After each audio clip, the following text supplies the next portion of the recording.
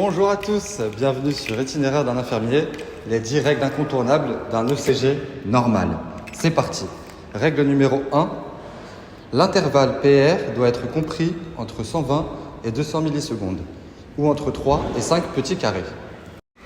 Règle numéro 2, la largeur du complexe QRS ne doit pas dépasser 110 millisecondes ou 3 petits carrés. Règle numéro 3, le complexe QRS doit être principalement vertical dans les dérivations 1 et 2. Règle numéro 4, les ondes QRS et T ont tendance à avoir la même direction dans les dérivations de membres. Règle numéro 5, toutes les ondes sont négatives en dérivation AVR.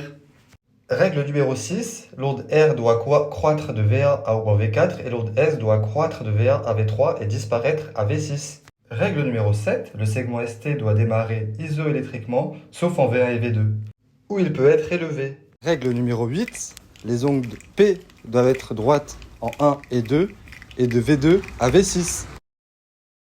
Règle numéro 9, il ne devrait y avoir aucune onde Q, ou seulement un petit Q de moins de 0,04 secondes de largeur, en 1, 2, et de V2 à V6. Règle 10, l'onde T doit être droite en 1, 2, et de V2 à V6.